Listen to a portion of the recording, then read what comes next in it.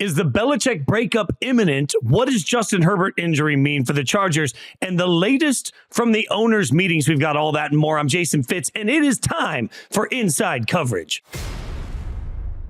All right, you guys know the drill at this point. We're doing inside coverage just a little bit different today because the owners' meetings are taking place. Jori Epstein, our great co-host, is there. So C-Rob and Jori are going to talk a little bit about that later in the show. But we start with just the guys hanging out. It's just the fellas here. It's me, Charles Robinson, as we get the latest, greatest news going on. And as we tape this right now, the big news that is trending all over the place is a report that is out there is from Tom Curran, NBC Sports Boston, who reports on the future of Bill Belichick. And we immediately went to C-Rob and said, what is real? What is happening? Because according to Curran's report, the decision has already been made. The crafts are prepared. They are going to move on from Belichick. So C-Rob, where do we stand on this? Let me start off by saying Tom Curran is a very, very credible reporter. Covered the Patriots for a long time. He's wired there. You know, we're talking about somebody who's sourced in ownership, sourced in the locker room, sourced in the front office, sourced on the coaching staff. So for Tom Curran to say it, it carries a lot of weight. I will tell you, I placed 2 calls tonight to individuals that typically would have knowledge of this. Thus far, from what I've been told, this is not something that's proliferated around the building prior to the Tom Curran report. No one was told, like, hey, we're all being let go, start warming up the resumes.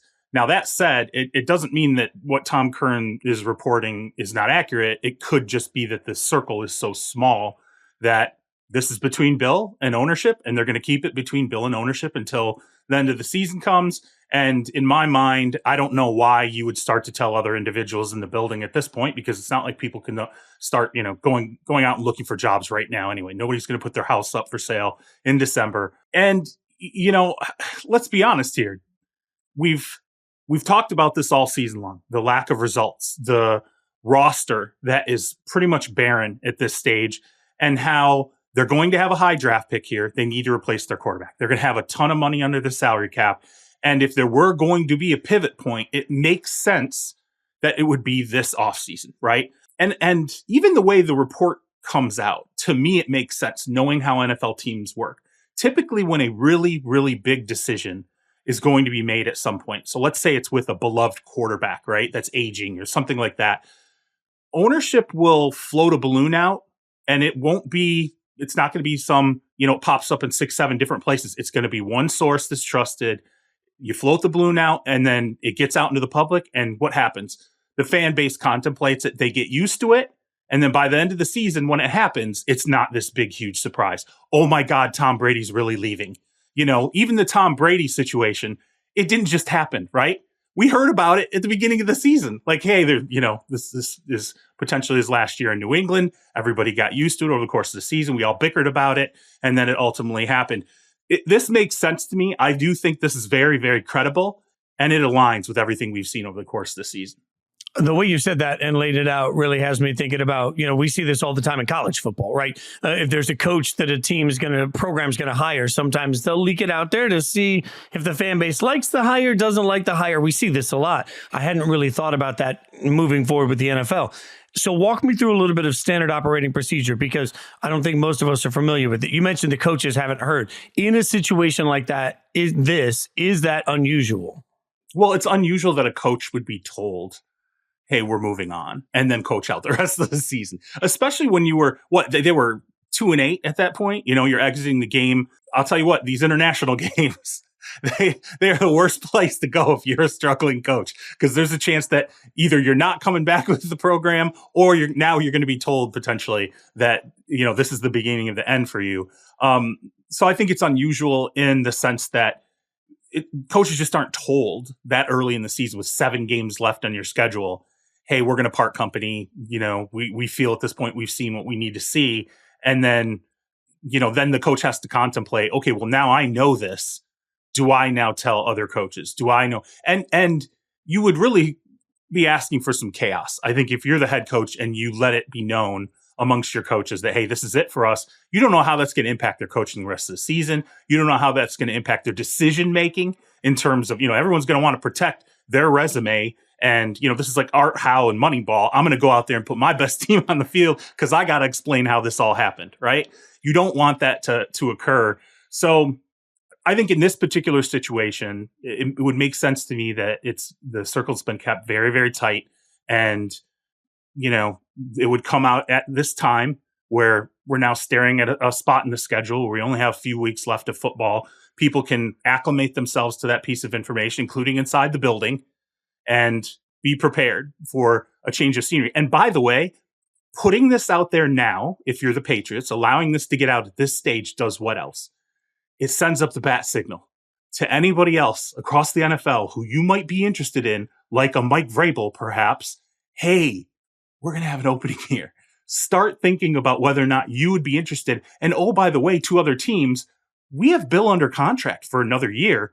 He's still an asset. He's a tradable asset for us. So if there's another program out there, let's say it's the Tampa Bay Buccaneers that are thinking maybe Todd Light is done after this season. Maybe we're looking at a potential coaching change. If we can't, this regime can't get them into the playoffs in a winnable NFC South. Okay, now we also know ownership of the Tampa Bay Buccaneers or elsewhere. Bill Belichick is potentially available for trade in a few weeks. It sends a message out to everybody while also letting your fan base acclimate. What is in your insight, the league-wide opinion right now on Belichick? I think everyone still respects him in terms of he's a great coach. He's still a great coach. It's not going away. It's not like he found himself in a situation in New England where his GM skills had not paid off in terms of lining the team with that foundation it needed when Tom Brady departed. And then they chose a quarterback who ultimately has not worked out. Now you can debate whether or not Bill had a hand in that by trying the whole Matt Patricia thing at offensive coordinator. And that's what really started the unraveling for Mac Jones. But in terms of franchises out there looking at Bill, I think that you're going to have some owners who go, I don't care what, if he's going to come in and we've got a veteran roster. We feel like we're in a pretty good spot right now. All we need is a really smart guy to come in here, put together a great defensive game plan.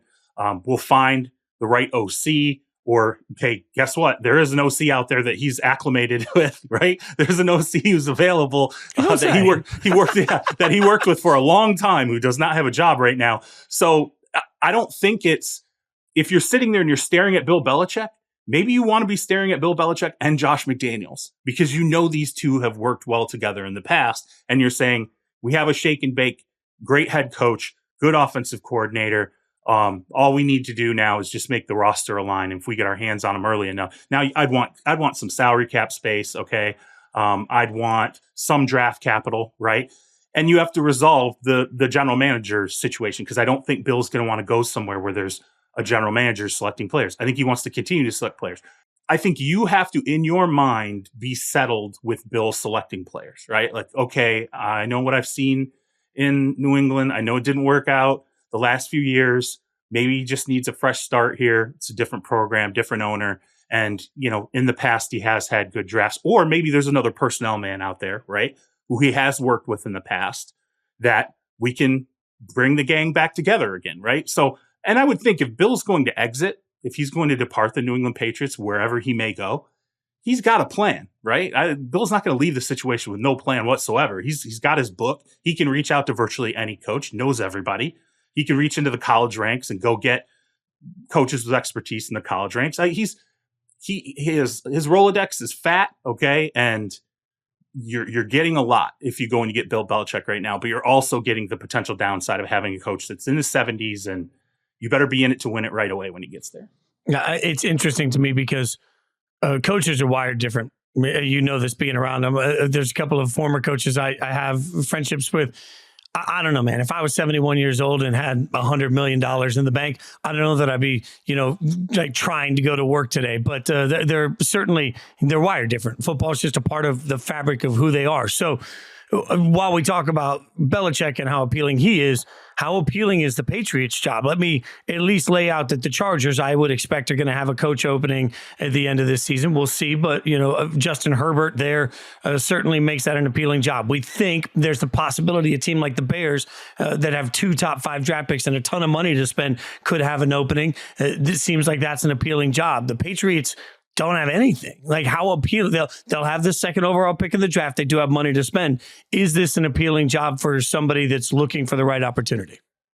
Yeah, I mean, it's a good question because from a roster standpoint, there's some decent players on the Patriots roster. It's not like you're sitting there and you're going, it's an expansion team. But I think we get so focused in on the offense and how poor the offense has looked, and also the fact that it looks like you need to reboot at quarterback, that it's a climb, right? It's a climb. So if you're the Patriots, you're going to want someone who has 10. You're thinking the higher in terms of decades, right? We got to get somebody in here and go 2 decades. Come in, turn it around. It's a battleship. Maybe it'll take 2 seasons to clear out the roster and, line it with some draft picks. They have $75 million plus as it stands right now in salary cap space going into the offseason, which, depending on how you spend it, it's pretty decent. I think it's the 3rd best sack of cash going into the offseason. So you have an ability to get to work right away. So if let's say it ends up being a guy like Mike Vrabel that they pursue, and you're Mike Vrabel and you're sitting there staring at it, you're saying, well, okay, first and foremost, we're going to be able to get the quarterback. So depending if I like the quarterbacks, right? Let's see where the pick is. If it's a top 5 pick, let me look at the quarterbacks that are going to be potentially available in this draft. QB1, Caleb Williams probably comes off first pick in the draft. Or if not, Drake May comes off first pick. Caleb Williams, very likely to go in, the 2nd pick, 3rd pick, depending on who's picking where. Marvin Harrison Jr., where does he end up going? But, Jaden Daniels. Do you like Jaden Daniels? Are you sitting there thinking like, hey, he blossomed this one season at LSU. This is the guy. This is someone who's going to come in and be QB3, and he can run, he can throw. He's modern, right? He's where we want the quarterback position to trend. And, Vrabel also, when Ryan Tannehill was healthy, he was that kind of athlete. Like, he's an athletic quarterback. He's not like, before he got hurt, he wasn't I'm just going to stand here in the pocket and not be able to move around, not be able to take off and use my athleticism. So I think you're looking at it from the standpoint of, how much do I need to clear out? How much money do I have at my disposal? What does the pile of draft picks look like? It's all good right now for the Patriots in terms of that ability to start work. You're not going to turn the franchise on a dime. Okay. This is going to take some time. I would liken it to the 49ers when Kyle Shanahan and John Lynch took over. I think they cleared out 85% of the roster by the end of year 2. And so I do think there's going to be some of that heavy lifting that has to happen with the Patriots. But that's what you're buying into if you're the Kraft. So I don't think ownership at this point looks at the roster and says, we should have been winning Super Bowls right now, or we should. I think they're upset about the deterioration, right? There's one thing to have a lull, but that's 1-2 seasons, right? This is a multi-season lull, and it looks like it's going to take a few seasons to get out of it. That's a gully. Okay. That's right. That's not quite the Mariana Trench, but it's pretty deep, right? It's deep water. So, I do think it is an attractive organization. But you also have to have a strong-willed coach that's okay following Bill Belichick.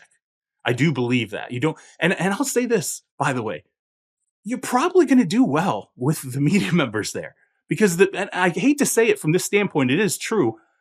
How the media covers you, especially that first year, the first 2 years when you're struggling, it means a lot. Almost anybody, even Mike Vrabel, who, by the way, can be very gruff with the media, right? Is not always the a ray of sunshine all the time. Even he is going to be much more than what Belichick is now. And I think those media members will be getting a breath of fresh air when the next head coach walks in, because he'll answer questions, he'll be engaging. He's not going to, mumble a couple of times and just move on to the next, topic or whatever. It's actually set up nicely as long as you're okay going, I believe in myself, I'm following Bill Belichick, and I'm going to turn this thing around, no problem. So I think here's what's interesting to me, because you've mentioned Vrabel's name several times. We should help people put together the dots. Obviously, he played there. He was just inducted into their Ring of Honor. At that induction, he said some very positive things about the organization and the local fans that even had Nashville a little bit in their feels about, like, oh, does Mike not like that? So there's this contentious thing. And, obviously I've known Nashville for a long time, and I do some weekly radio hits there. But also I asked straight up my buddy Buck Rising, amazing that 104.5 The Zone in Nashville covers the Titans every day. His voice is on these press conferences. I asked him yesterday, is Mike Vrabel going to be the coach of the Titans next year? His answer clearly was, if he wants to be, the organization wants him back, but does Mike want to be there? And I don't know the answer to that, man. Like, because I think this Vrabel thing is really interesting because the Titans haven't been incredible, but they've been better than they should be on paper most years. They get this plucky win over the Dolphins last night, and you just see sort of Vrabel's players love him. I do think there's this relationship. So I'm looking around thinking, man, if I'm Mike Vrabel, this feels like maybe this is the dream job. I don't mean to be harsh, but there's no nice way to say this. The Titans as a brand are basically irrelevant, right? So when you're the coach there, the great thing is that you live on the off the grid, right? Like you don't have to get too much attention. Even when you're prickly with the local media, who cares? Like Amy Adams Strunk's going to let you keep doing your thing as long as you want to do your thing. You kind of live autonomously. It's this beautiful little thing. But you don't really resonate. Like I feel like for a coach's ego to go back to the place that you played and to be in that city and like to have this, you already have the relationship with the ownership group. Like you feel something special with the Boston area. Like to me, all of that just speaks to why if I'm Vrabel, I am looking at the Patriots and saying, man, this would be kind of a dream come true. Yeah. And, his former head coach, obviously, when he was in Houston on that staff, Bill O'Brien was now the OC there. So there could be some overlap in staff. I mean, maybe that's something you find attractive that you're like, hey, I sort of have an advanced guy there to tell me what he saw on the ground. Like, I'm walking into this locker room. Bill O'Brien's been a head coach. He can go, let me tell you, okay, we're going to go ahead. I'll give you all the scarlet letters. Like, let's go around. Like, we're going to find out who's not going to be on this roster very quickly. So to have that kind of synergy between you and an OC immediately when you walk in would be great. I'm not saying he would even retain Bill, but I'm saying like if you're stacking it up in your Mike, that's one of those things that you think of. I think he has Bill Belichick's respect. I really do. Now, I don't know how that would feel for Bill if he were to see a guy like Mike Vrabel then take over for him. Is Bill going to be in his feels about it? Is he going to be like, hey, I got cast aside after everything I did for that organization. Is he going to be pissed and be unhappy toward the guy who then, takes that job? Sort of like when Eric Mangini went out the door and went to the Jets. He's pissed that Eric Mangini took the Jets job, right? I mean, it'd be interesting to kind of know the emotions and the loyalties that come up in a talk like this. I'll say this about Vrabel. I know he does have a lot of respect for the Patriots franchise. I know he's close to the Kraft family. I know there's a really strong mutual bond there. It is, I have been told, one of those it jobs for him. Like if he made a list, it would be extremely short, maybe only 2 teams. And the 2 teams that would be on there would be like New England and like Dallas, right? But everybody, at some point thinks of like maybe coaching in Dallas. I don't know if that's it, but there's something there that does make sense to me. But as you said, if Mike wants to be in Tennessee, he's going to be in Tennessee. If he doesn't want to be in Tennessee and he doesn't want to be in New England, there's a lot of places around the NFL he could be. Like he's not someone who's going to be unwanted. Okay. It's sort of like Andy Reid. When Andy Reid, I think it was 6 days. God. It was like he got let go by the Eagles and it's like 6 days later he's the head coach of the Chiefs. That's how Mike Vrabel is viewed, I think, around the league. So now Steve, let me ask you this though, because you mentioned earlier the contract situation for Belichick.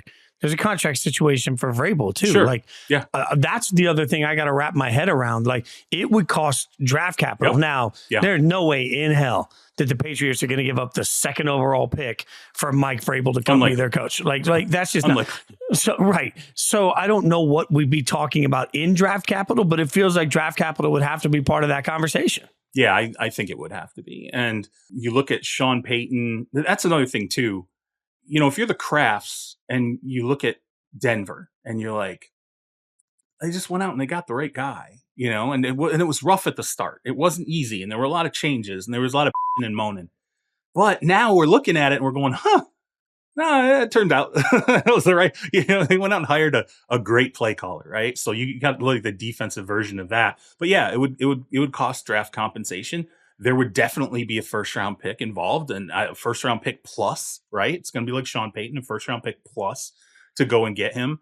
But yeah, I'd be reticent to give that up. And I almost wonder, and sometimes franchises do this, you go out and acquire another 1st-round pick maybe later in the draft, and then you flip that to them.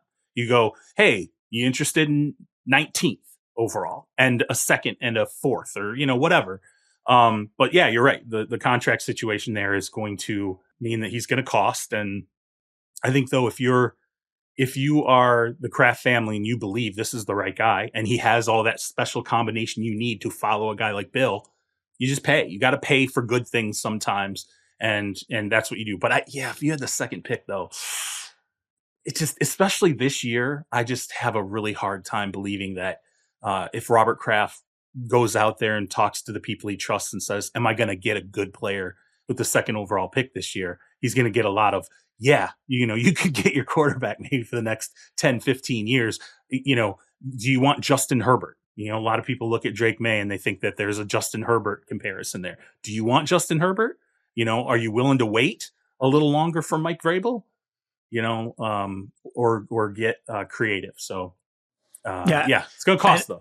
and I do think the this year's draft, I keep saying this, but if you have a top 2 pick, you are going to walk away with a quarterback that for the next 15 years, you've got your guy. Like it just you never know. But right now, if you look at Caleb Williams and Drake May, it's just, to me, they look like 2 prospects that would be, there's nothing I would take to move out of those spots. That's also part of what makes the job enticing. Like if you're Mike Vrabel, part of the reason you want it is because Mac Jones isn't going to be your quarterback, so it's interesting because going to Boston it takes a particular type of personality. And like, I see this to you sitting in Vegas, and I'm fully aware of the fact that there are people that hate Vegas. I love Vegas. It's a place that I absolutely adore. So like when people you talk about opportunity, not everybody's different on what cities they gravitate to. I think it takes a special type of personality to want to go to Boston, to want to follow up after Belichick, to want to deal with what it means. Like, hey, Belichick, you're firing arguably the greatest of all time because you expect to win Super Bowls. And then you're walking into a division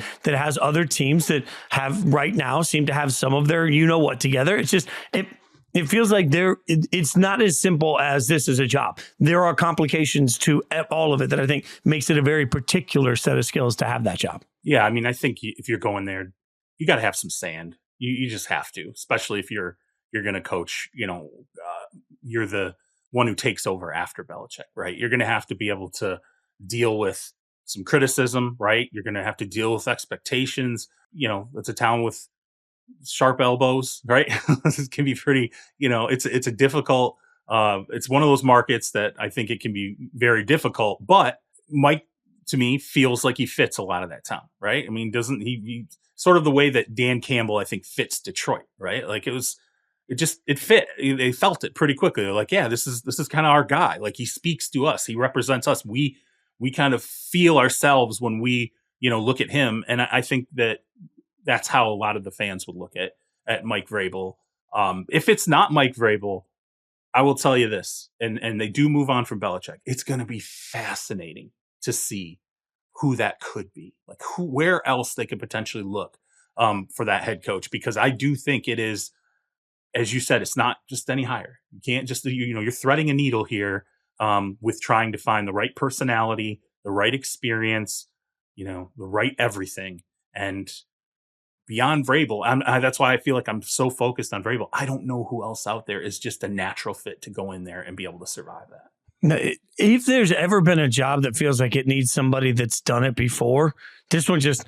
and to Vrabel's credit, as much as I think I've been a little hard on the Titans and Vrabel at times, Vrabel has not failed, right? Like this isn't one of those, oh God, he was terrible, he got fired. The Titans love him. Like there's no 2 ways about that. The Titans love him. So this is a successful coach that there aren't very many successful coaches that you can bring in to be a successful coach. Like you could look at the Dan Quinns of the world that have been a coach and they've had success, but there hasn't been this big moment on Vrabel where you say, oh, that's his fatal flaw. That's part of why I think it's enticing. And I'm with you. Like I don't know how many, I wouldn't want to be a first-time head coach trying to follow up after Belichick.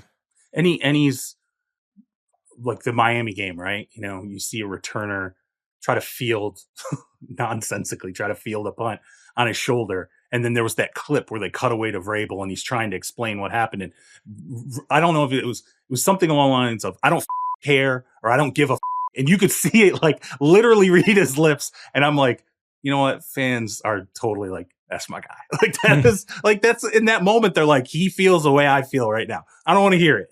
Like you just shouldn't have done it. I'm almost going to be disappointed now that if they don't make a run at him. And if he stays great. It's his decision. But that game last night, even playing Miami and watching Tennessee in that game, like you said, it is, the players do love him. And when they are winning, man, it is like the connectivity between those players and the staff and everybody there is just so strong.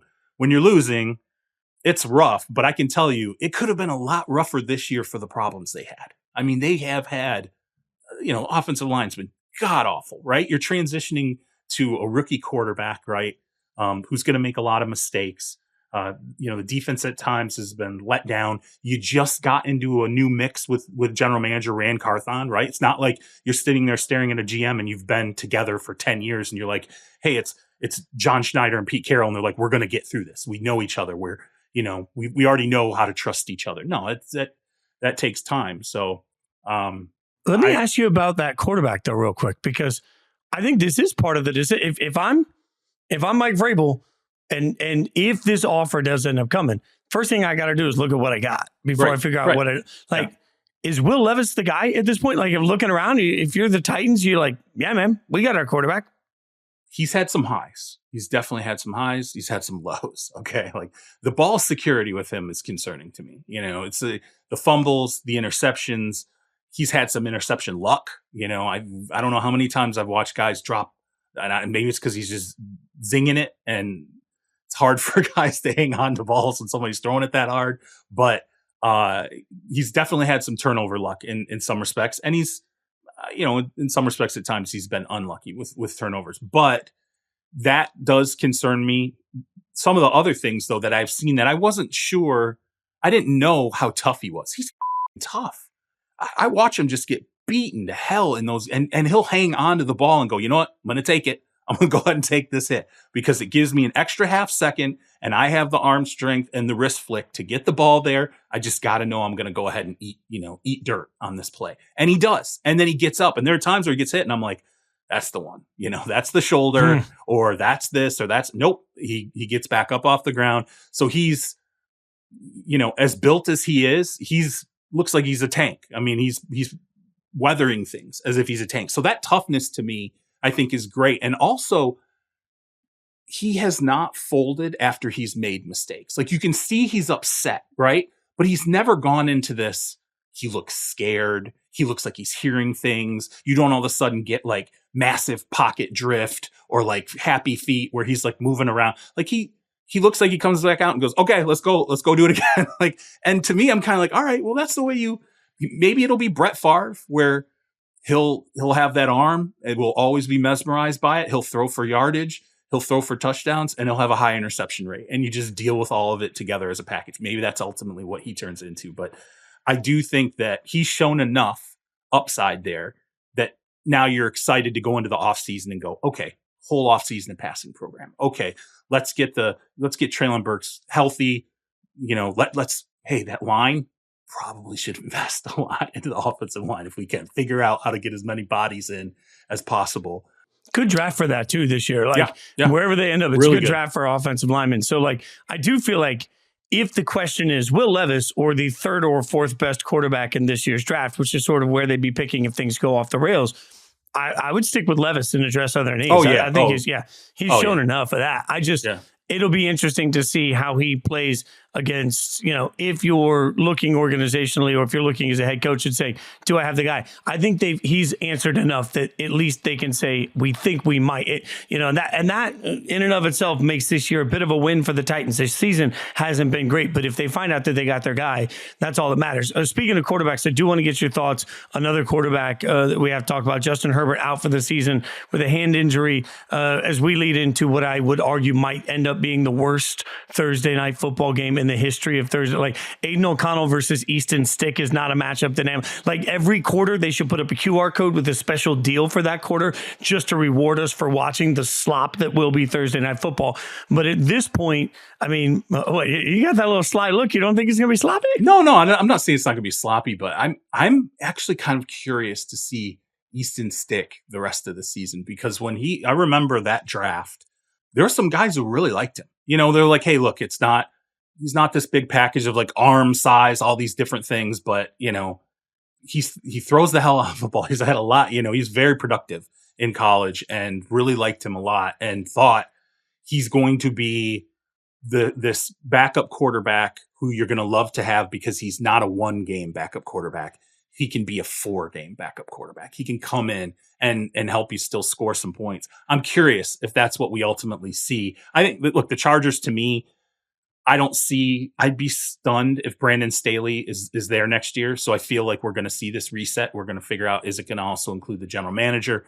Yeah, it's not going to be, I don't expect it to be great football, but I'm curious to see what we get out of Easton Stick in this one. Is this the sort of, I'll tie it back to Belichick for a second. If you're Bill Belichick, are you looking at the Chargers and saying, man, Justin Herbert, nice. I mean, so it's not a bad situation. They got talented players on that roster, supposedly. Yeah, there's a lot there to really like. What do you think of the offensive coordinator? Let's start there. Yeah. I mean, for Kellen Moore, like, I think that has been a meh adventure, and the funny thing is, addition by subtraction here, I've been high on Mike McCarthy the last few weeks. That Cowboys offense has looked a chef's kiss to the way that they're working the ball around over there because Kellen Moore's not there. It has worked out the opposite of how I thought it. I'll be honest with you. I was like, I don't know about Mike calling plays in Dallas and what that's ultimately going to look like. And I thought, I don't know. I think Kellen, they're going to light it up in with the Chargers. And it's been the opposite, where I've been like, Mike's been really impressive. And Kellen, I've been like, yeah, I can see where some of these struggles came from. It concerns me when I look at Herbert. And at times this season, he was sailing balls to open guys, not like, oh, he's under pressure. And that's what, no, he's like, literally, he's there. And you're like, okay, well, are his mechanics starting to get funky? Like, is there something that is causing him to just miss some open guys at times? It felt like regression even before the injury happened. So to me, if you answer the question about Staley and say, well, you're not going to bring in Kellen Moore, you're not just going to graduate Kellen Moore to being the head coach of this team. Could Bill come in again? Let's say Josh McDaniels is the chosen, part of the package that comes in with him. Josh McDaniels sees what he can ultimately do with Herbert. Maybe it's an attractive spot. I don't know what to think right now. And I think some of it has to do with where does Ben Johnson end up? Because I'd be surprised if he doesn't get a head coaching job this next rotation. And if I were the Chargers, I'd be very interested in him, obviously. I think the Panthers would be very interested in him. Chicago, if they decide we're going to make the change, I think they would be very interested in him. Well, if you're him, what are you going to do? You're sitting there, you're looking out there. You're going to look at that roster the same way Belichick does, and you're going to go, there's definitely some talent there.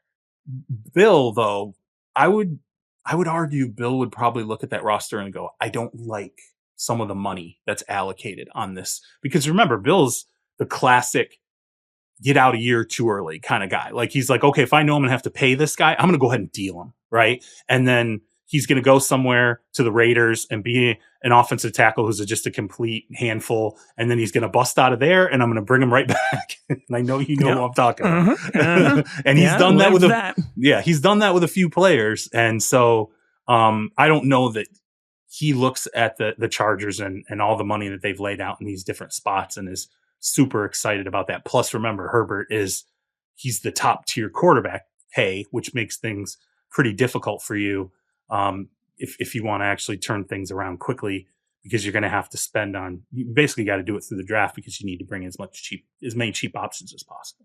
So I agree with everything you just said. And by the way, I just don't want to even have to conceptualize a division that has Andy Reid, Sean Payton, Bill Belichick, and maybe Harbaugh all in one division. Like, I don't want to deal with that. I will say I've pieced this together. This is my own stack of Legos. I've made my yellow brick road. I have decided for Ben Johnson where he should coach next year. You're welcome, Ben. But this one's pretty simple to me. He takes the Chicago job because, think about it, he gets the 1st and 5th pick according to Tankathon right now. So he gets to pick he's going to be able to pick his quarterback. He'll get either the best wide receiver or the best offensive lineman in the draft, either way. So that's a heck of a haul. The Bears still have a ton of money to spend. He's in the same division against teams he's already scouted, so he knows them well. And the Bears, by doing it, get to take one of the pieces of the Lions away. Look at this. I figured it all out. Yeah, I mean, it's he knows a lot about Fields, right? Like, he's seen Fields. So they can ask him that question, are you keeping this guy? Do you think he's... Yeah, and me personally, what I've seen from Fields, I don't know, man. I think maybe that's your guy because if you end up with the first pick, force whoever's at 2, they want a quarterback. Hey, if you want the pick of the quarterbacks, you're going to have to move up to 1, or whoever's at 3, if they need a quarterback, because then you're sitting there and you're saying, okay, Marvin Harrison, best tackle. And we're going to continue to work with the asset we already have in Justin Fields. Well, I mean, what if you go, well, with DJ Moore, we already have wide receiver 1. So let's take the best tackle with one of those 2 picks. And then let's move back again and continue to accrue. You could, like you said, it's a great draft. You could trade back a couple of times from either 2 or 5, walk out of here with 3, 2 offensive tackles and a guard in the first 2 rounds, right? All of a sudden you're like, hey, we're rebuilding pretty fast here. And I think you're so right. Like, hadn't really thought about it that way. You are so right about that approach to building it, and the king's ransom that you would get moving out of 1. I mean, there's a team like my beloved Raiders that is going to be so desperate for a quarterback in a city where they got to figure out a way to cut through and sell that I would not be surprised at all to see a historic trade to try and move up to 1 to get the quarterback. Oh yeah, you're 1,000% right about that. Yeah, I mean it's and it gives you and your coach, and if Ryan Poles stays there, all of a sudden you have all these pieces now that are laid for the future. And if you're going to end up paying Justin Fields, it's not going to happen obviously this offseason. Maybe next offseason, if he really has a breakthrough in 2024, then you're starting to talk contract extension. And obviously that number would, if you're extending him, things have gone right. It means his number is going to be sky high. Well, you're okay. You've just drafted a bunch of talent, right? Other guys that are not necessarily going to need extensions anytime soon. So you've already kind of gamed it from both ends. Justin Fields being viable for the Bears makes the Bears very, very attractive to me. I think, some of the things that we've seen now, he hasn't been perfect, but I think you're lying if you look and watch at him. If you look at him now and you watch how he's playing and you think there has not been progress over the course of the season. I think there has been progress, and he does still have that one dimension to his game where I'm telling you, if he decides to run, if he gets the opportunity to take off, he's the joystick quarterback in the NFL. He's the guy that has a dimension to him running that I don't think anybody else out there has. Yeah, believe me, as somebody that's made a ridiculous amount of money hammering the rushing yards over on Justin Fields in his career, I support everything you just said. Okay, this is where I get to sign off because C-Rob is going to do even more work. Like I said at the top of the show, Jori Epstein, our great colleague, is at the league owner meetings. She's covering all of it. There's a ton to go over, including officiating, and I'm going to let them take it over now so that they can talk with the latest news from the owners' meetings. All right, Charles Robinson, National NFL reporter here with Jori Epstein. Man, I'm back in the host chair again. It's been a while, just got to knock the rust off. Back where you belong. Yeah, back where I belong. Mutiny on the way. How you doing? How are the owners' meetings? You look good. They were good. They're a little crazy because it's always like you've got the meetings during the day and the networking at night. And in this one in particular, the labor seminar, so a bunch of personnel people are in town. You've got the accelerator program, so 42 up and coming GM candidates were here. And then the league ownership groups were here as well. So it was a whirlwind, but really glad we had Yahoo presence on site for it because there's definitely some news out of it and also some rumblings about news down the line. Yeah, I followed, the headlines, obviously. I watched some of the press conferences. I saw Kevin Demoff's funny joke about getting an LA Super Bowl again. Now he can go and tell Les Snead and Sean McVay to trade away all the picks again so they can make the Super Bowl. Yeah, it was a pretty good joke. We'll get to the whole LA Super Bowl in a minute, but I want to start with officiating because obviously that was the big, rumbling coming out of the weekend. Patrick Mahomes losing his mind. Andy Reid uncharacteristically calling it an embarrassment, what happened in the late moments of the game against Buffalo. For those of you who haven't seen, and actually this is good because I wanted to bring this up because it was a big question they had that actually got answered by Travis Kelce on the New Heights podcast. Late in fourth quarter, we see there's a pass, gets thrown to Travis Kelce. He breaks angle, turns, throws a perfect spiral lateral into the gut of Kadarius Toney, runs it in for the touchdown. Flag is thrown, offensive offsides, which, until this season, we rarely saw it. I think it was like 2 or 3 times last year. The year before that, I think it was 1 time. And this year, I think it's up to like 11 or 12 times it's been called. All hell breaks loose. The Kansas City ends up losing this game to the Bills. And Mahomes, I mean, just unchained. Like he's just lost it. Like he's cussing.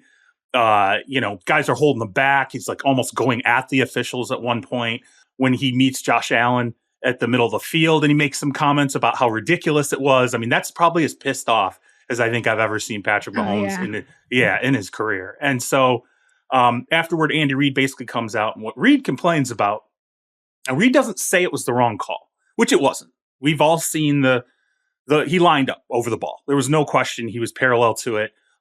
He was in the neutral zone, and but Reid comes out and he basically says his problem was it's about like consistency, where it's one crew. Like he basically says, like, look, in the past, I've been given a warning, which is basically an official saying to the coach, hey, you got a guy that's out of alignment right now. And so then they take care of it. They would have called a timeout, whatever they would have done. This didn't happen in this game. And that's what pissed Reid off. Like he said, this kind of a game, this kind of a situation in the past, that would never been allowed to happen. I wanted to ask you, I knew Goodell would be asked about this, and you and I spoke about this on the phone before we got on. And what troubled me was the way the question was asked to Goodell. It was very open-ended. It was sort of ambiguous. It was not laser focused on exactly what Reid had said, allowed Goodell to basically just come out and go, well, what's the problem? It was like, I'm paraphrasing, but he's like, what's the problem? It was the right call. They made the right call. And if they had made the wrong call there, they would have gotten criticized for that. So basically it's just Goodell doing his typical song and dance. Our officiating is great. I said to you, and I think this is the crux of the conversation that's not being had right now. When you talk to coaches and like coaching staffs, they will tell you that this is true. Like what's bothering them is the lack of consistency on calls or protocol from one crew to the next. You get used to 1 or 2 or 3 straight crews doing it this way, then you run into the 4th crew that's doing it differently, right? And this is one of those situations, the check with me situation, right? Where you're saying to the official, hey, am I good? Like a wide receiver's lining up, am I good? Points at him, official gives him the sign, you're good, you're aligned correctly, whatever. There's this gray area where some officials do it, some officials don't. Sometimes officials will answer the question when they're asked, like, is everybody in alignment? Are we good? Sometimes they won't answer the question when they're like, a player will point at them and the official just stand there and do nothing. That's being allowed to happen. And as I said to you on the phone, this is insanity to me. You're literally creating a gray area by not saying to your officials, either answer it or don't. If someone asks you, protocol is you have to answer. I don't give a shit if you're having a bad day. I don't care if you're tired of being asked. Am I okay? If you get asked, answer it. Or just tell officials and coaching staffs, we're never answering that anymore. You make sure you're in alignment. Okay, it's professional sports. It's your job. Know how the hell to line up. And if you don't, we're going to flag you. Stop letting crews decide, well, we're the crew that does answer it. Or, oh, we're the crew that doesn't. Or, man, I'm really pissed off and this guy kind of hit me about a play earlier, so I'm just not going to answer his question. Take out the ability for the referees to make a judgment call and tell them this is specifically what you have to do or not. Yeah, no, I think there's a lot to unpack from what you just said. So let's start off with what did Goodell say? Goodell was asked about this call, and he was asked about the tension in officiating, specifically with high-profile players and coaches criticizing officials and whether he was concerned about that. To which the commissioner responded that he found it ironic that the call that was generating the most scrutiny and the most public outcry was a call that was accurate, because had they missed that call, the way that they missed some of the Jawan Taylor, the Chiefs left tackle, lining up like super out of where he should have been earlier in the season, they get criticized for missing the call. So I think Goodell had a point there of like, look, what do you want him to do? Just not call something? And I know, C-Rob, you've written about this whole idea of like, it's the last 2 minutes of the game and it's a really important game and sort of how do you officiate that? But the reality is Kadarius Toney was offsides. Now, as it relates to how the officials enforce that, I was talking to a league source today who was really describing it as this philosophy of preventative officiating. Are you going to try to prevent the fouls from needing to be called? Because this is a foul, and it was egregious enough that the referee said after the game in a poll report that it needed to be called. So then what do you do?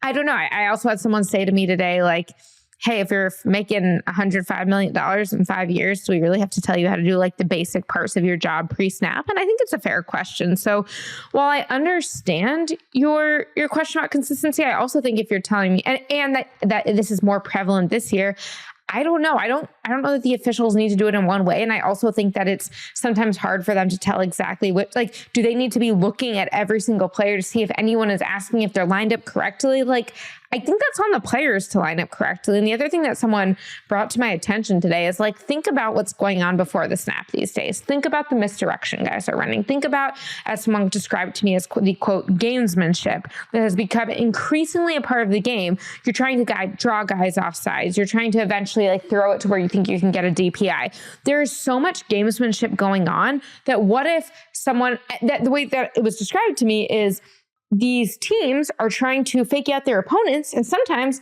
if the officials aren't careful, they're getting faked out too, because it is such a compelling fake. And so I think if you have these compelling fakes, is it then the official's job to be like, well, you were trying to fake someone out, but I couldn't tell. So I thought you were over the sides. Like, I don't know. I think that when even 11 to 12 calls, which is notable, and particularly in a situation like this, I think that over the number of snaps that you have in this season, it's still happening so infrequently that I still believe this is the player's responsibility and not something that the official should have to tell you on. And also, like, I don't know, I think that different officiating crews will tell you a lot of things differently. Like, even going back to when I was playing high school volleyball, I feel like sometimes they would tell me, hey, like, you need to back up before you serve. And other times they would just be like, you served in front of the line. Like, I feel like it's inconsistent at all levels.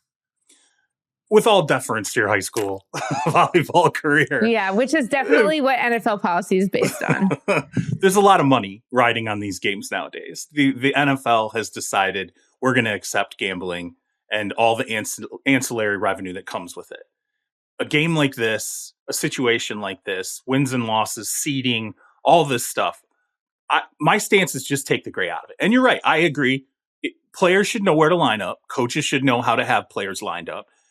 Then tell officials, stop clearing guys, period. Just stop doing it. Let them be adults. Let them be professionals. Let them be prepared and detail oriented, and no longer inject yourself into a situation where players or coaches or whoever is pissed off going, well, geez, sometimes they tell me and sometimes they don't. And that's creating this problem in my mind. I understand people can say, well, like, look, it's your responsibility anyway. So in the times it doesn't work, that's on you. Okay, that's fine. But I just don't like this idea of officials being able to decide whether or not, if someone asks me, am I good, whether or not I want to answer that question, right? Like, it's just like, why should you be allowed as an official who's just supposed to make sure everything's being called correctly? If someone says, hey, am I where I'm supposed to be? Why should you be allowed to go, not going to answer it this time. Just going to keep my mouth shut. I definitely agree with you on the importance of betting here. And that's like why this is such a big deal. It's not really because of whether a game is won or lost in terms of the league standings. It's because people get mad with the money on them. And Roger did have a response about like, we understand that it's not new. It's frustrating. We know how hard those players are playing. We know how hard the coaches are coaching. We know how much the fans put into it passionately. So we want to get it right every time. Unfortunately, I don't think we're going to be able to hit that bar, but we're going to sure work our off to get to it. He didn't say what. But I think that what is funny is when I was like going through that, I like turned to the reporter who asked the question and I'm like, and he also meant, and we know how much money you guys all have riding on these games. Like, that is clearly to me like more relevant to all of this. I think in terms of when they're telling them, I think it's important to go back to the pool report after the game, because the judge was asked about this and he said that they can tell people if they are asked, but if it is so egregious, then it's no longer their responsibility. And so if you're kind of like in line with the ball and you ask, then they can answer, because the league doesn't want there to be penalties. And if they're asked, then they have a chance to prevent a penalty, which is basically them doing the players a favor. But if he is all the way past the ball such that they can't even see the ball, like, he knows he's over the line, I would think. And so I don't know. I almost feel like the question is, are the officials eliminating the favor versus like, are they sometimes making it harder on you?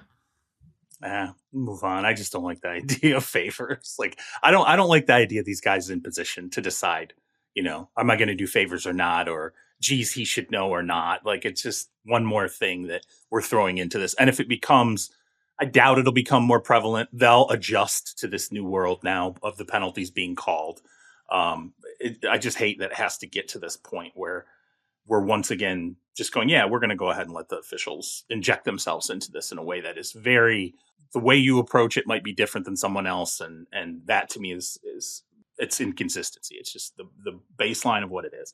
What I will say, just like in agreement with you, is that I probably am a little less sympathetic to the players because I'm so used to watching games where we can see exactly where the line is, when you're in reality, that's a TV thing. That's not what they can see necessarily. And so you do make a good point that it's not as clear to them if they're lined up exactly in line with the ball. That is a good point. We do get advantage technologically. They don't. Sao Paulo, Brazil is going to get an international game. And now it's looking like they're going to go to a slate of 8 games internationally by 2025. That's the plan, right? Curious what you think of Brazil being chosen, number one. And then number two, I love this because it's Therese and I talked about this years ago, and I feel like I was spot on about it. I told Therese, I'm telling you, it was like 4 years ago. I think I told Therese, I'm like, what they're going to do, because we always talk about the London franchise. I'm like, there's not going to be a London franchise. Instead, what they will do is they'll create that 33rd team in the aggregate by just sending an entire slate of games overseas. And as you and I talked about this as well on the phone, what is a home slate now? It's 8 games or 9 games. You know, every other year you're getting 8 home games or 9 home games. Well, now internationally, they're going to have a home slate. Now it's going to be in different stadiums, but they're going to have an international home slate of 8 games by 2025. So you just created a 33rd team out of thin air, and it's serving your purposes of expanding the game, capturing other markets. This is probably in some ways the most valuable 33rd team to the entire league as a whole, because it spreads your product. Whereas, the Cowboys can only spread it in a very singular way. This spreads it in a multitude of ways, in a multitude of areas. I think it's really interesting. And Brazil, to me, it's intriguing now getting into South America with these games. Yeah, I thought you made a great point with that 33rd team, because you do start to think about 8 games is a lot. Well, what is it relative to the league? Okay, no, but think about it in terms of one team.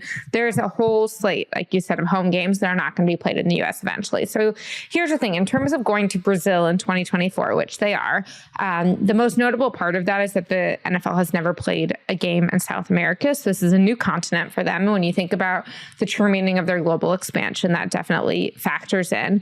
And then by the next year, 2025, they can play up to 8 games. So by no means do I expect them to play 8 games abroad in 2025. And Peter O'Reilly, the NFL's executive vice president, who really oversees a lot of this, talked to us about this today. And it's really going to be more of a ramp up period. And so if next year you have 5 games, that being 4 games plus the Jaguars standing game at Wembley Stadium in England, then the next year you can have up to 8 plus the Jaguars' 9th game. So again, really a home team here. But more likely you'll go from 5 to 6 the next year to 7 the year after that to 8. And here's how I see it shaping out. I see that Jaguars continuing to have that game. Right now they've been having 2 games at Tottenham Hotspur Stadium, which is in another stadium in England. They've really liked expanding to Germany. They've gone to Frankfurt. They've gone to Munich. Now they're going back to Munich next year, and they found that successful. But previously they had started all of this in Mexico City. And that's something that right now they're not doing because the stadium is under renovations for the World Cup. But that is a key area for them to go back to, and also one that the travel is way less punishing than it is for some of these other places. Now you have, okay, well, for this game in 2024, the top 3 markets that I believe were in conversation were Sao Paulo, Rio de Janeiro, and then Madrid and Spain. I think that one of the things that hurt Spain was just that they really wanted to go to a new continent, also the stadium and the city and all the fan base. But I definitely would, if I was betting, I would bet that there will be a game in Madrid in 2025 because they've already come so close to it. So then you could get to a point where it's London, let's see, 3 London games, 2 Germany games, a Madrid game, a Brazil game, and a Mexico City game. And that's your 8 right there. It basically allows them to continue to have the presence in the part of Europe where they feel like it's very lucrative, while also expanding to other markets. And the last thing I'll say about that is that the NFL, was talking about, they're like, look, if we only play a game there, like we're not leaning into this opportunity. So they view it as a game there. The fan opportunities surrounding it, like Roger Goodell did like a round table with fans in England this year. And then you also get into the flag football initiatives year round. Like this is really about developing a year-round fan base, a year-round moneymaker in a lot of ways, while also getting to showcase for a day what this stadium and fan base could be.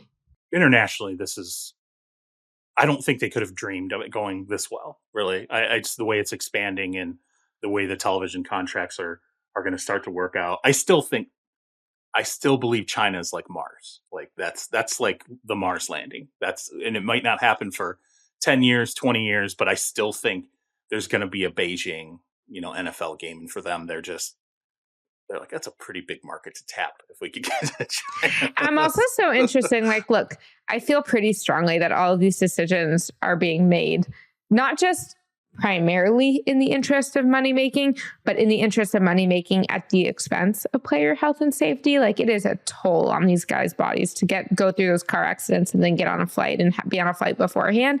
And I don't know. It's really interesting. Like if you are willing to do that to that degree, do you start putting some of these international games on Tuesdays and Wednesdays? I mean, I think that this is increasingly a slippery slope. And I also think it's pretty notable that the NFL voted not to increase this by one game, but to literally double the international slate. Like I know it's not going to get there immediately, but that's a huge influx. Yeah, the money will drive it though. I mean, they'll if it comes down to health and safety, eventually, when the next CBA rolls around, they'll go, okay, we'll expand the practice squad a little bit more. We'll maybe instead of 53, we'll let you have 57 on your active roster. They'll figure out a way to finesse it. As long as the money's there, they're going to, and they'll just stare at the players and they'll go, okay, when the next CBA rolls around and the salary cap is $300 million or whatever it's going to be by the time that gets there, they're going to go, look at the money. You got quarterbacks making $65 million a year at that point. Oh, gosh. They'll find some support. Real quick, a couple of things, and we'll get out of here. The rules tweaks, or not really tweaks, but things that they were talking about that I thought were interesting.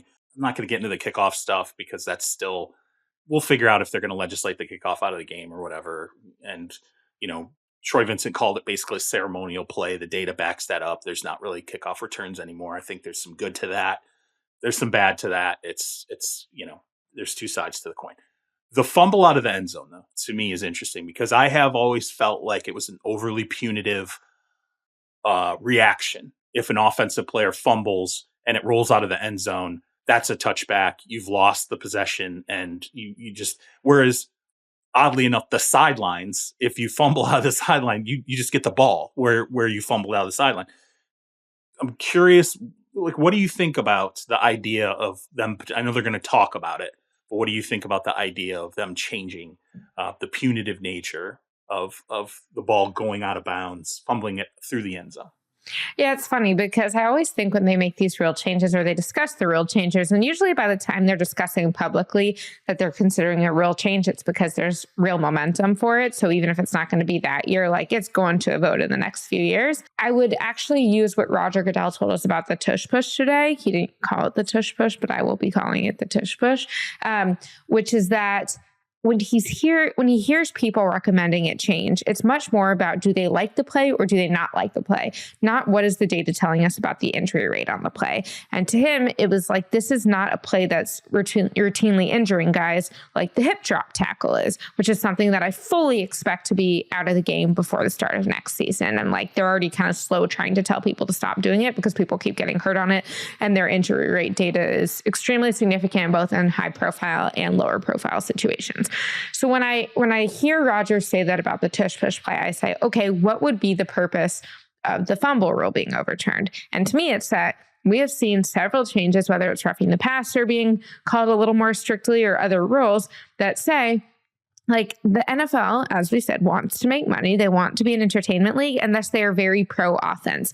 And right now, that rule is designed in a way that does not benefit the offense. It makes it harder for the offense to score. The NFL wants more scoring, more fun. And so they'd much rather have another play in the red zone than have a potential play on the next drive down the road and someone's punching it. So I agree with you. I think that when you think about what prompts the NFL to make plays, the case is there in line with what their ultimate goals are. And so whether or not that is like traditionally what someone who loves the game of football in its purity would want, it is what the NFL wants with the direction it's moving now. Yeah, I mean, it makes sense to me. It's deflating, to see. I'm not excited for the defense when that happens. You're like, especially if a team mounts a 75-yard drive, and then it just to me it doesn't make sense that the sidelines are one set of rules, but the back end line is a whole other set of rules. I'm totally into leaning into offense. And by the way, points scoring's down this year. Like red zone efficiency's down this year. So go ahead. It's okay. The defenses are getting complicated enough now to start to push back on these offenses. It's all right to let the offenses have the ball at the 1 if it goes through the back of the end zone. Super Bowl 61, going to LA. So let's see see if I can get them off the top of my head. Obviously, I've Vegas. got them if not. Vegas, New Orleans. Yep. What is the one between Vegas and New Orleans? This is going to drive me crazy. What is it? It's Vegas, then New Orleans, then the Niners have it in Santa Clara in the Bay Area. Yep. And then we're going back to LA, which is pretty significant because, I mean, for sure, like Phoenix and some of the Florida teams will get it, but like it'll be 5 years between Super Bowls in LA. That is not a long time. But I asked Jerry Jones about this today, the Cowboys team owner, and I was like, you haven't had a Super Bowl since 2011. Does it bother you at all that the Rams are getting one again after 5 years? Which is also funny. Everyone keeps talking about this as the Rams Super Bowl, not the Rams and Chargers Super Bowl.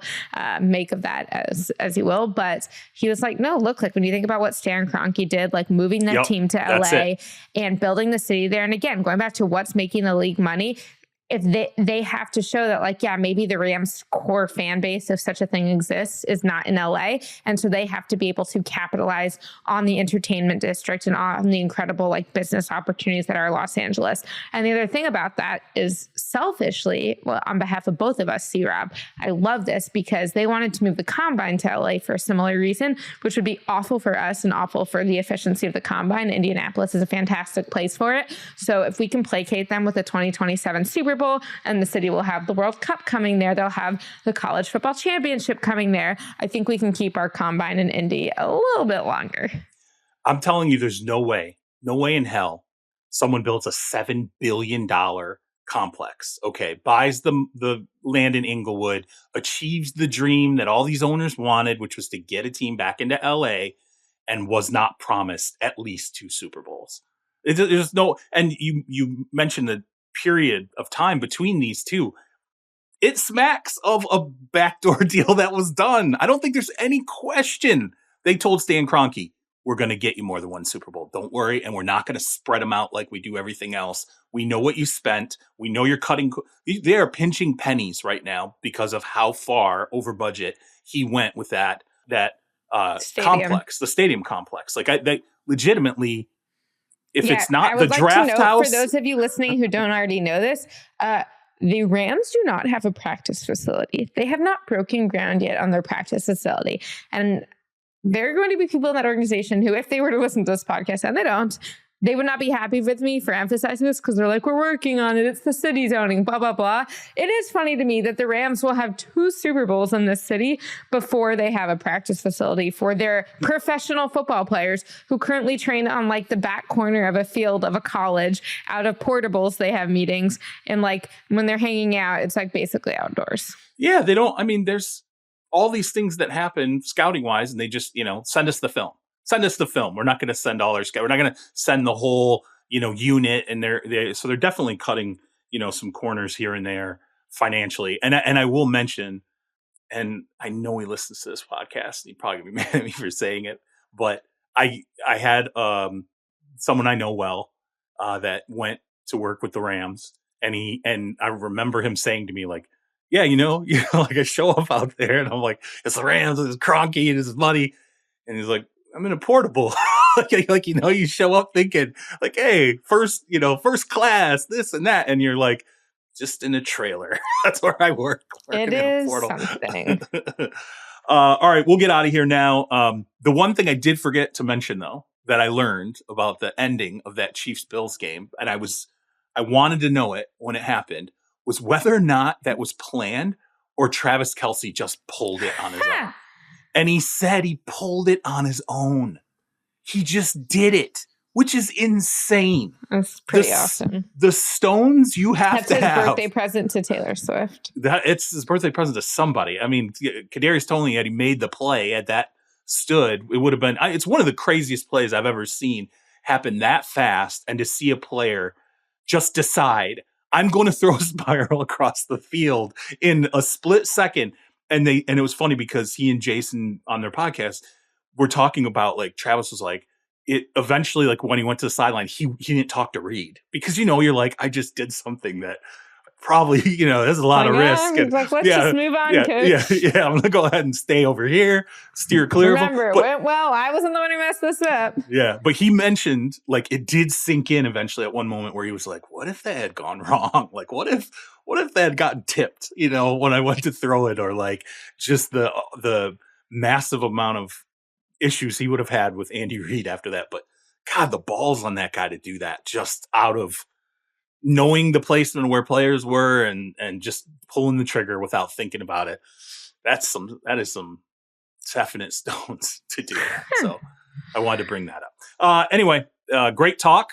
I'm glad that you're going to get a chance to get home from this trip. And it was great. We're going to get into the stretch run here. We're getting close. Absolutely. No, I mean, the league meetings definitely just kind of remind me of everything we got brewing, of the movement we've got coming in the coaching and the executive realms. And I know that C-Rob and I are going to write about that, but there's some interesting things coming around the corner for this league. And this is the fun time of year. Like, I feel like you kind of start the season, it's all exciting. Then you get into a point where it's like, we don't really know what these teams are yet. We don't really know who's going to be open in terms of coaching. And now we're at the point where, like, everything matters and, like, things are happening on and off the field. So yeah. Oh yeah. There's it'll be fun. A lot of careers on and off the field that are definitely heading for a left turn this month and the next 4 weeks. So, all right, we'll kick it back to Fitz and we'll close this thing out. I'll be back tomorrow with Zero Blitz. You guys know how to follow us all. By the way, I'm just going to give a shameless plug to Zero Blitz right now. I'm just telling you, you just heard all that great officiating talk. Open up the Rolodex. Dean Blandino is going to hang out with me tomorrow for Zero Blitz. So we'll see if I can get Dean to fix all of the ails of the officiating. Plus, I'll give you a theory that maybe will blow your mind on why we're overreacting to all of it. But we'll get to that. So make sure you check out Zero Blitz tomorrow. Follow us on social media at Jason Fitz for me, at Charles Robinson for C-Rob, at Jori Epstein for her, and Stone, of course, at SJ Rochelle, our producer behind the glass. C-Rob, tell everybody how they can continue to support Terez Paylor's legacy. Yes, as always, we ask you if you could check out breakingtea.com/Terez for the all juice tees and hoodies. Remember, that's Breaking Tea as in the letter T /Terez. And remember that the proceeds from that go to support the Terez A. Paylor Scholarship at Howard University. You can also contribute to that scholarship directly, as well as the scholarship in his name at Missouri if you check out our podcast description. Make sure to get the hoodie. It's soft. It's glorious. I love it. Please leave us that 5-star review. Rate, subscribe, tell your friends, your family, your enemies. Tell everybody to hang out with us every single week. We'll be back next Wednesday with more Inside Coverage.